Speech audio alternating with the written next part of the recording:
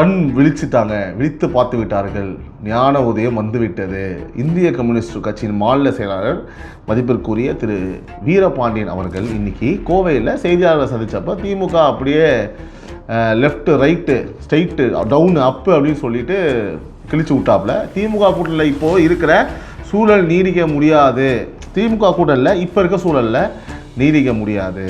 கரூர் மணல் கொள்ளை மற்றும் சட்டவிரோத பணம் பரிமாற்ற விவகாரத்தை வந்து இன்னைக்கு மறுபடியுமே வந்து ஓப்பனாக பண்ணியிருக்கிறது தான் இன்னைக்கு இருக்கிறதுலே மிகப்பெரிய மரண மாஸ் ட்விஸ்ட்னு நான் சொல்லுவேன். ஸோ கரூர் விவகாரம்னாலே வந்து நமக்கு என்ன ஞாபகம் வரும் சரியா? ஏன்னா இது எல்லாமே காரணம் தாவேகாவோட செயல்பாடு தான். இந்த காக்கா குதிரை கழுத குதிரை அப்படின்னு சொல்லிட்டு பயங்கரமாக அட்டாக் பண்ணி பேசியிருக்காரு தினகரன் சார். உங்கள் அரசியலையும் நாங்கள் பார்த்தவங்க தான். உங்கள் குடும்பம் கடந்த காலங்களில் எப்படியெல்லாம் பேரம் பேசி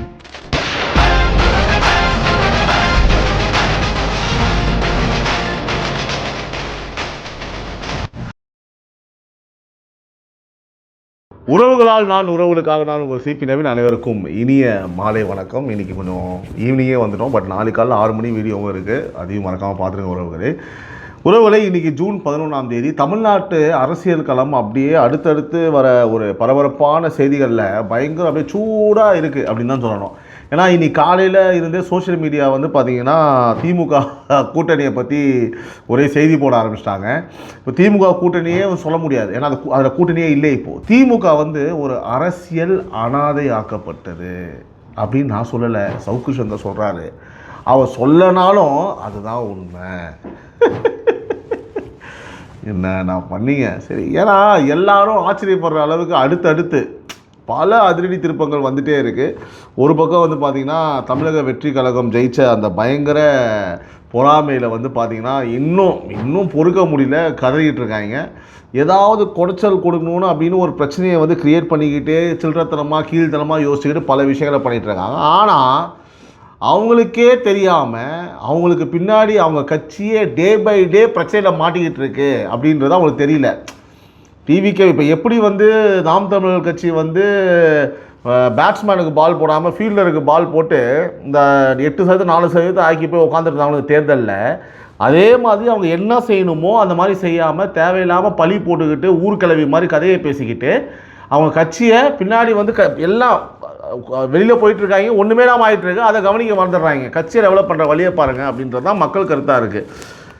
இத்தனை நாளாக நம்ம ஊரில் எப்போவுமே மேடைக்கு மேலே நாங்கள் கொள்கை கூட்டணி, லட்சிய கூட்டணி அப்படின்னு சொல்லிட்டு பல்லவிலாம் பாடுவாங்களே, அந்த பாட்டோட ஸ்ருதி இன்றைக்கி ஒட்டு மொத்தமாக அந்த ஸ்ருதி கிடையாது, பாட்டோட ஸ்ருதி ஒட்டு மொத்தமாக வந்து பார்த்திங்கன்னா கெட்டு போய் நாசமாக போயிருக்கு.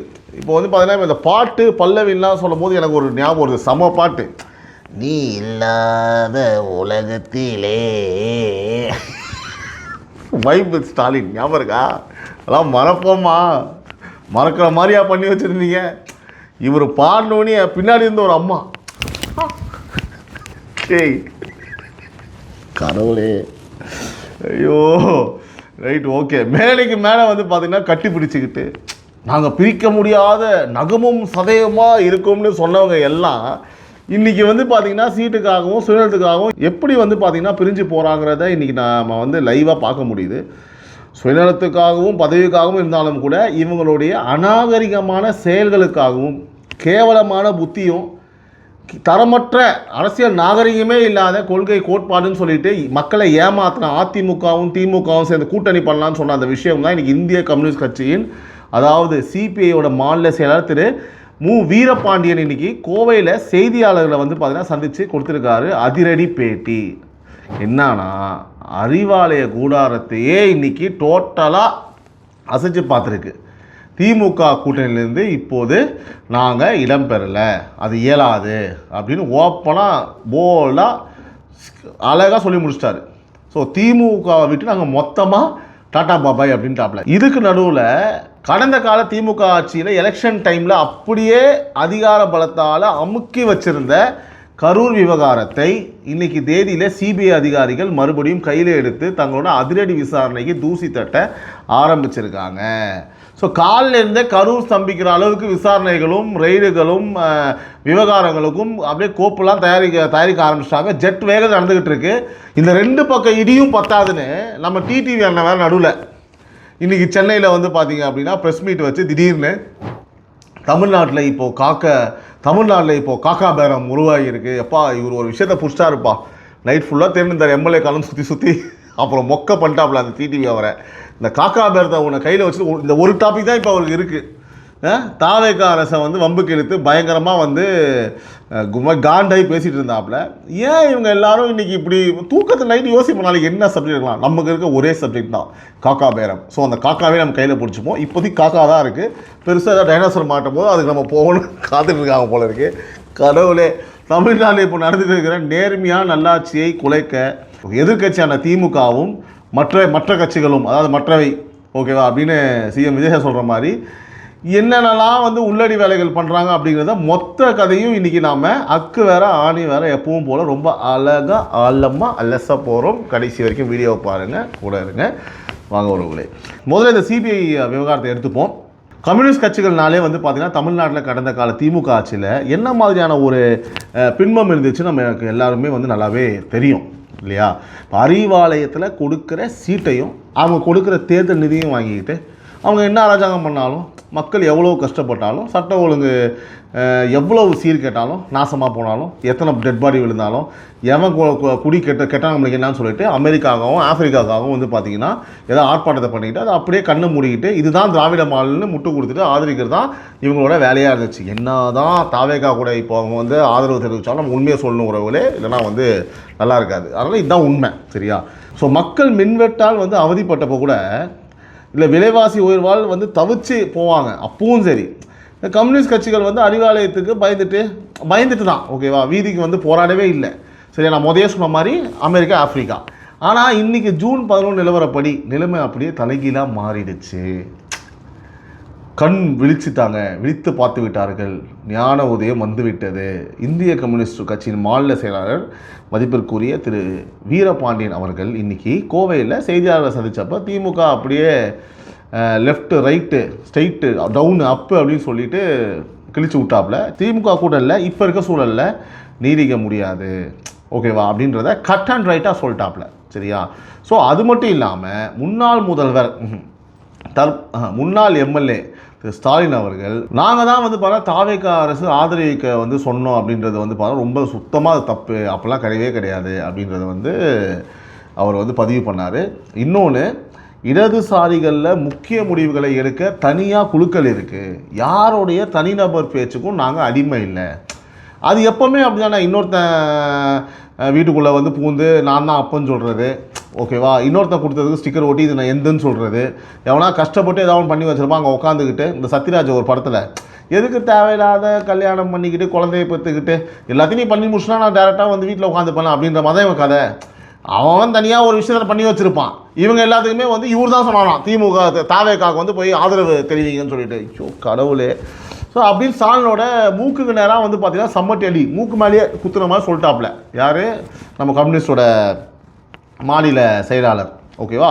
ஸோ இப்போது அதாவது நாங்கள் என்ன முடிவு எடுக்கணுன்றத அறிவாலயத்தில் உட்காந்துக்கிட்டு ஸ்டாலின் ஆர்டர் போட முடியாதுங்கிறத ரொம்ப நாகரிகமாக ஆனால் பலமாக சொல்லியிருக்காப்புல திரு வீரபாண்டியன். அது மட்டும் இல்லாமல் வந்து பார்த்தீங்கன்னா இப்போ காங்கிரஸும் வந்து பார்த்தீங்கன்னா திமுக கூட்டணிலேருந்து வெளியே போயிடுச்சு.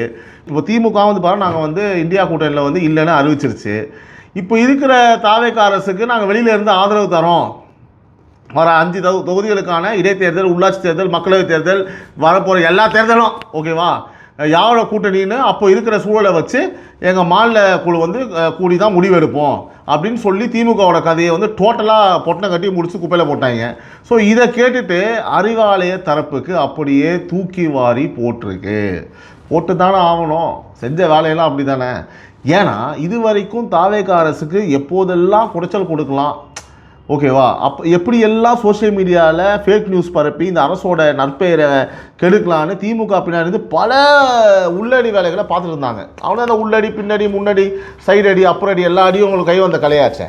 ஆனால் இப்போது சொந்த கூடாரமே காலியாகி கூட இருந்த எல்லாருமே தாவேக அரசுக்கு ஆதரவாக பேச தொடங்கினதும் திமுக ஒரு அரசியல் அனாதை ஆகி மொழி பிதுங்கி அப்படி கிடக்குது. ஒன்றும் புரியாமல் திகச்சு போய் நிற்கிறானுங்க. வீரபாண்டியன் அவர்களே ரொம்ப தெளிவாக சொல்லியிருக்காரு, வரும் 18ஆம் தேதி சட்டப்பேரவை நிகழ்வுகள் தமிழ்தாய் வாழ்த்துடன் தொடங்கணும் அப்படின்னு. ஓகேவா? ஸோ கொடுத்த வாக்குறுதிப்படி விவசாய கடன்களை தமிழக முதல்வர் முழுமையாக தள்ளுபடி செய்யணும் அப்படின்னு சொல்லியிருக்காரு. இதுக்கு நம்மளோட மத்திய அரசு நிதி வழங்கணும்.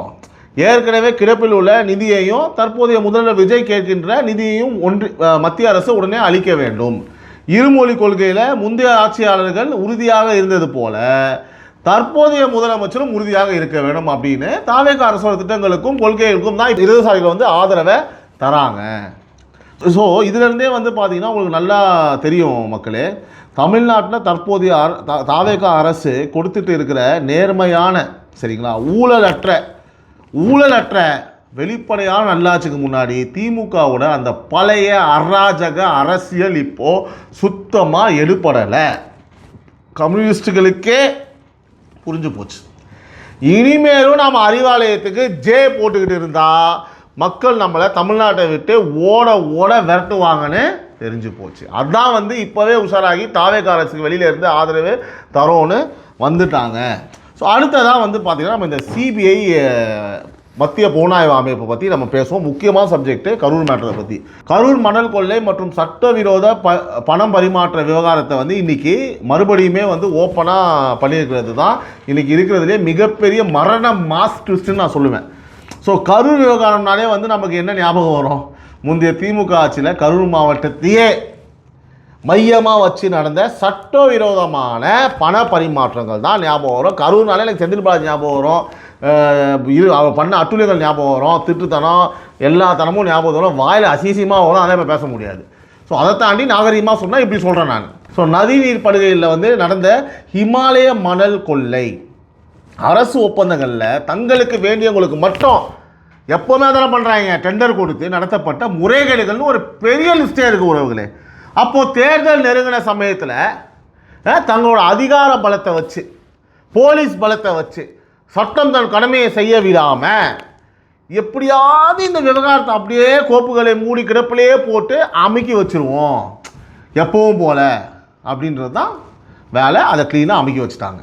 ஸோ நாமெல்லாம் ஆட்சியை விட்டு போனாலும் நம்மளை யாரும் தொட முடியாது, ரொம்ப திமிராக சுற்றிட்டு இருந்தாங்க. ஆனால் சட்டம் எப்பவும் தூங்காது, காலம் மாறும், காட்சியும் மாறும். அதுதான் சரியான நேரத்தில் கரெக்டாக அவங்க மேலே பாயும் அப்படிங்கிறது. அதுக்கு ஏற்ற மாதிரி இப்போது சிபிஐ அதிகாரிகள் கரூர் விவகாரத்தில் மறுபடியும் விசாரணை தொடங்கியிருக்காங்க. தொட நடுங்க ஆரம்பிச்சிருச்சு. மொத்த ஃபைல்களையும் வந்து பார்த்தீங்க அப்படின்னா கையில் எடுத்திருக்காங்க. இன்றைக்கி காலையில் சம்மந்தப்பட்ட முக்கிய புள்ளிகள், முன்னாள் திமுக ஊழல் அமைச்சர்கள், உதவியாளர்கள், வந்தவன் போனவன், அல்லு சில்லு, கரூரோட முக்கிய தொழில் அதிபர்கள்னு எல்லாரையும் கூப்பிட்டு வச்சு சிபிஐ தன்னோட விசாரணை வளையத்துக்குள்ளே கொண்டு அழகாக உட்கார வச்சு கும்பிக்கிட்டு இருக்காங்க. இந்த விசாரணை சும்மா கரூரோட மட்டும் முடிய போகிறது இல்லை மக்களே. இந்த கரூரோட அலைகள் அப்படியே சென்னை அறிவாலயம் வரைக்கும் வந்து உடனே மேலேயே உட்காந்துருக்கணும் தலையில் போட்டு. ஓகேவா? டெல்லி விஐபி வட்டாரத்தில் பயங்கரமாக வந்து பார்த்தீங்கன்னா ஒரு ஷேக் இருக்குது. ஐயோ இவனுக்கு என்னென்ன பண்ணி வச்சுருக்காங்கன்னு தெரியலையே அப்படின்னு சொல்லிட்டு டெல்லி வரைக்கும் இது அதில் போகுது. ஏன்னா இந்த மணல் கொள்ளை மற்றும் முறைகேடுகளில் திமுகவோட மிக முக்கியமான விஐபிகள், முன்னாள் அமைச்சர், அவங்க குடும்பம் உறுப்பினர்கள், பல பேரன் கீரன், அம்மா அப்பா, வேலைக்காரி, சமையல்காரன், தண்ணிக்காரன் போனவங்க எல்லாத்தையும் சேர்த்துக்கிறானுங்க ஊழல்ல. எவனையுமே உள்ள சரியா? இது வந்து நிஜமான உண்மை. ஒரு பெரிய கூடாரமே ஜெயிலுக்கு போவது நிச்சயம். தற்போதைய தாவேக அரசு மேலே எந்த ஒரு ஊழல் குற்றச்சாட்டும் இவங்களால் ஓப்பனாக சொல்ல முடியாத வாய்ப்பே இல்லைங்க. அப்படி நீங்கள் சொன்னாலும் உடனே ஆக்ஷன் ஜெயிலுக்கு அனுப்பிச்சிடுவாங்க, மறைக்க மாட்டாங்க. ஏன்னா இந்த அரசு அவ்வளோ சுத்தமாக நேர்மையாக ஒரு பைசா கூட முறைகேடு இல்லாமல் நிர்வாகம் பண்ணிட்டு இருக்குது. இதுதான் உண்மை. அப்படி சப்போஸ் நான் சொன்ன கருத்து வேறுபாடுதுன்னா ஆதாரத்தோட கமெண்ட் பண்ணுங்கள், அதை பற்றி நான் நிச்சயமாக பேசுகிறேன், இந்த அரசுக்கு தெரியப்படுத்துகிற நடவடிக்கை எடுப்பாங்க. சரிங்களா? ஸோ அதனால தான் தாவேக அரசுக்கு ஏதாவது குடைச்சல் கொடுக்கலாம், பொய்யான புகார்களை கிளப்பலாம். இது திமுக பிளான் பண்ணிட்டே இருந்தது. ஓகேங்களா? இதை பிளான் பண்ணிட்டே இருந்த நேரத்தில் அவங்க கடந்த காலத்தில் பண்ண பழைய ஊழல் விவகாரமே இப்போ பூதாகரமாக கிளப்பி அவங்க கழுத்தையே சங்கிலே நச்சுன்னு மிதிச்சிருக்கு. அது மிதிக்க ஆரம்பிச்சிருக்கு இப்போ தான். ஏன்னா நம்ம மற்றவங்களை கிளப்பும் போது நம்ம யார் என்னன்னா பார்க்கறது கிடையாது. எப்படி இவங்க இந்த டாஸ்மார்க்கு இப்போ பிடிச்சிட்டு டாஸ்மார்க்கே மூடவும்னு நின்னாங்க, ஞாபகம் இருக்கா? கேவலம் எடுத்து போய் அதுக்கப்புறம் தாலியெல்லாம் அறுத்துன்னு அந்த அம்மா பேசுனாங்க, கனிமொழி வந்து எதாவது பண்ணாங்களா 5 வருஷம். அந்த மாதிரி இந்த ஆட்சி இருக்குன்னு நினச்சாங்க. இப்போ பேசும்போது நம்ம ஊழலை பற்றி பேசுகிறோமே, நம்மளுக்கு அது திராணி இருக்கா, துப்பு இருக்கா? வடிவேல் சொல்கிற மாதிரி இந்த காமெடியில் வருமே, சார் அது கண்ணாடி சார் அப்படின்னு நம்ம குரங்கு பொம்மை என்ன வேலைன்ற மாதிரி மீண்டும் மீண்டும் சொல்கிறேன். அமைதியாக இருந்தாலும் பரவாயில்ல, ஆரோக்கியமாக விஷயங்களை வச்சாலும் பரவாயில்ல, அதெல்லாம் கிடையாது. நீங்கள் ஒரு ஊழல் பெருச்சாளிகள். நீங்கள் அதை தெரியாமல் வந்து ஒரு அவதூறுகளை பரப்பும் போது அது எவ்வளோ பெரிய பேக் ஃபயர் ஆகுன்றது உங்களுக்கு புரிய மாட்டேங்குது. ஆனால் நம்ம தாவேக அரசோ சட்டம் தன் கடமையை செய்யட்டும், தப்பு பண்ணவங்க யாராக இருந்தாலும் எவனாக இருந்தாலும் தண்டனையை அனுபவிக்கணும்னு ரொம்ப நேர்மையாக அமைதியாக குவைட்டாக ஒதுங்கி நின்று வேடிக்கை பார்த்துட்டு இருக்கு. ஏன்னா நமக்கு மடிப்பிச்சை இல்லைங்க, அதனால் வலியிலும் பயம் இல்லை. ஓகேங்களா? ஸோ மடியிலையும் கடமை இல்லை, வலியிலையும் பயம் இல்லை. ஓகேங்களா? ஸோ இப்படி இருக்கும்போது அதிகார திமிரில் இந்த திமுக புள்ளிகளுக்கு இப்போ இந்த சிபிஐ என்ட்ரி பயங்கர தூக்கம் இல்லாத இரவுகளை கொடுத்துருக்காங்க.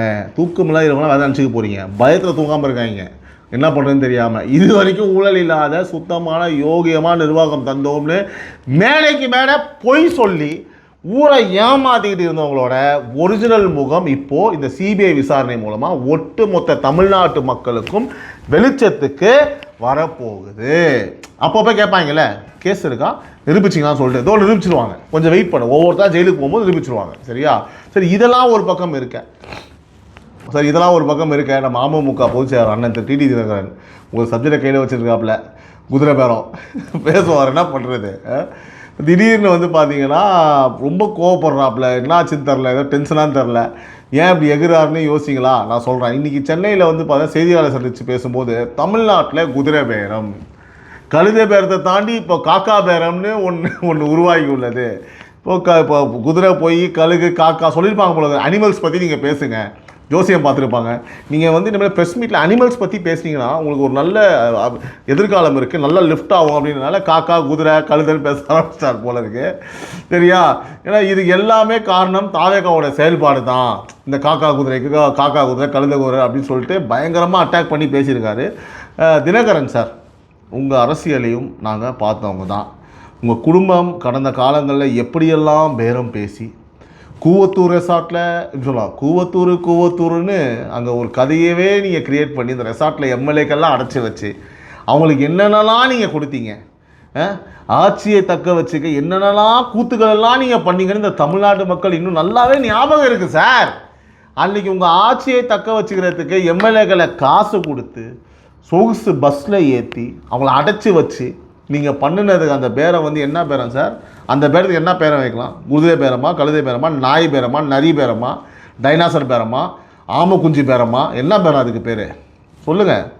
இதை வந்து பார்த்தீங்கன்னா அந்த நாடே பார்த்து உங்களை காரி துப்புச்சு சார். நாங்கள் சொல்லலை, நீங்கள் பாருங்கள், உண்மை இது. இப்போ தமிழ்நாட்டில் தாவேக அரசு கொடுத்துட்டு இருக்கிற நேர்மையான தூய்மையான கொள்கைகளை பார்த்துட்டு அதிமுகவில் இருக்கிற முக்கிய புள்ளிகளே இருந்து அடிமட்ட தொண்டை வரைக்கும் வந்து தாமாக முன் வந்து தாவேகால வந்து இணைகிறாங்க. மக்கள் செல்வாக்கு மொத்தமாக தாவேகா பக்கம் போயிட்டுருக்கு. இதெல்லாம் நீங்கள் புரிஞ்சுக்கணும். இதை தாங்கிக்க முடியாமல் உங்களோட அமமுக கட்சி காலியாக அனுப்புகிற பயத்தில் இப்போ என்னங்க, சரி ஓகே விடுங்க, பொறாமலையும் நீங்கள் இப்போது தாவேகா மேலே வந்து காக்கா பேரம்னு ஒரு புது கதையை கட்டுறீங்க. தேசிய ஜனநாயக கூட்டணியில் தான் அமமுக இருக்கணும்னு இன்றைக்கி ஓப்பனாக சொல்லியிருக்கீங்க. ஓகேவா? பிஜேபி கூட கூட்டணி வச்சுக்கிட்டு இப்போ அதிமுகவுக்கு சப்போர்ட் பண்ணுற மாதிரி பேசி எப்படியாவது அரசியல் பிழைப்பு நடத்தலாம்னு நீங்கள் பார்க்குறீங்க. இதுதான் உண்மை. ஆனால் தாவேகா அரசு யாருக்கும் காசு கொடுத்தோ இல்லை மிரட்டி யாரையும் கட்சிக்கு இழுக்கலை. நல்லா நீங்கள் புரிஞ்சுக்கணும். ஓகேவா? மக்கள் நம்ம முதலோட நேர்மையான அப்ரோச்சை விரும்புகிறாங்க. உண்மையிலேயே தினகரனுக்கும் திமுகவுக்கும் ஏன் இவ்வளவு கோபம் ஆத்திரமும் வருதுன்னா, இன்றைக்கி தமிழ்நாட்டில் இருக்கிற ஒட்டுமொத்த பழைய அரசியல்வாதிகளோட அட்ஜஸ்ட்மெண்ட் பிஸ்னஸையும் தற்போதைய தாவேகா அரசு டோட்டலாக காலி பண்ணிடுச்சு. இதுதான் பிரச்சனை. அவங்க வருமானத்தில் கையை வைக்கிறாங்க. ஏன்னா இது வரைக்கும் தமிழ்நாட்டில் மாற்றி பேரம் பேசி பைத்தியக்காரனாக்கி ஓட்டு போட்டவனை அட்ஜஸ்ட்மெண்ட் ஆசர் பண்ணிவிட்டு நாங்கள் அங்கே பேசுவோம், நீங்கள் இங்கே பேசுங்கன்னு மக்களை ஏமாற்றிக்கிட்டு, அதாவது எந்த ஒரு அட்ஜஸ்ட்மெண்ட்டும் இல்லாமங்க, யாருக்கும் வளைஞ்சு கொடுக்காம மக்களுக்கான நேர்மையாக நல்லாட்சியை மட்டும்தான் தருவோம்னு இந்த அரசு ரொம்ப உறுதியாக இருக்குது. இது இவங்களுக்கு பொறுக்கலை. என்னன்னா எல்லா பக்கமும் கேட்டு போட்டாங்க. இந்த சுத்தமான பளிச்சென்று அரசியலை எதிர்கொள்ள முடியாமல் தங்களோட அரசியல் எதிர்காலமே இப்போது கேள்விக்குறியாக மாறிச்சுங்கிற பயம், வைத்தறிச்சல், அதுதான் தினகரன் போன்ற தலைவர்கள் எல்லாம் இப்போது சோஷியல் மீடியாலையும் ப்ரெஸ் மீட்லையும் தேவையில்லாத பழி சொற்களை வந்து அள்ளி வீசுறீங்க. ஆனால் தமிழ்நாட்டு மக்கள் ரொம்ப தெளிவாக இருக்காங்க மக்களே. ஆனால் தமிழ்நாட்டு மக்கள் ரொம்ப தெளிவு.